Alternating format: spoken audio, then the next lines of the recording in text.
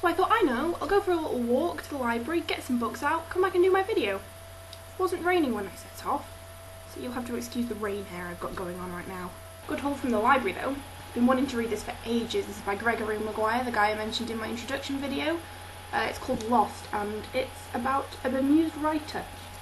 So probably will be able to relate to that.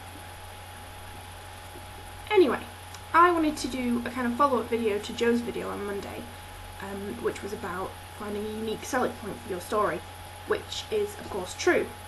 But it can be a little confusing when you look at some of the most popular books around and find that they actually all follow pretty much a similar pattern. But this is for a reason. It's because that pattern works. The formula's been tried and tested and people respond to it, people like it. This past year on my uni course we did a unit called Narrative Structures, and we looked at a guy called Prop, which some of you may have heard of before. And Prop basically talked about exactly this, the recurring themes, the recurring characters, spheres of action that appear in popular texts. So the 7 main ones, the 7 main spheres of action are the villain, donor, helper, princess, dispatcher, hero, false hero. And there are so many more, but these are the most recurring ones, and I'm sure you'll all be able to recognise them as soon as you look at any text. So for example in Star Wars, villain, Darth Vader, donor, Obi-Wan Kenobi, helper, Han Solo, Princess Leia, pretty obvious. Hero, Luke Skywalker, you know, they all just leap out at you. In Harry Potter, the hero is of course Harry, the villain Voldemort, the helper Ron, I guess you could say Hagrid's the donor, Dumbledore's the dispatcher.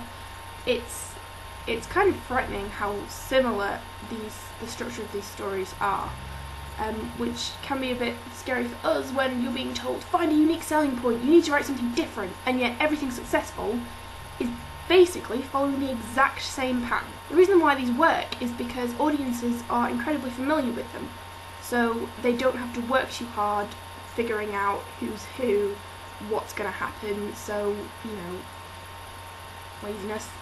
But it's very important to also mix this up and make your story a little bit different, as Joe was saying, and these are 2 quite contradictory instructions.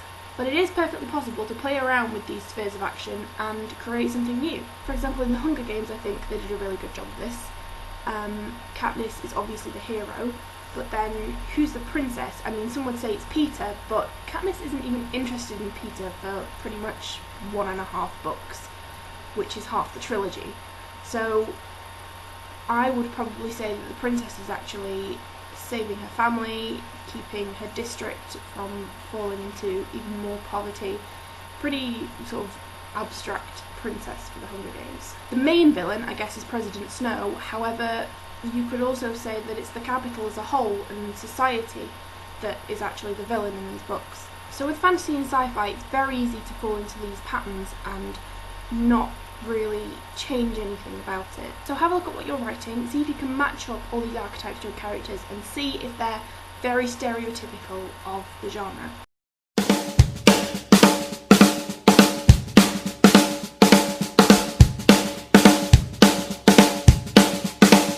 Do you like my Disney Princess cup? I do.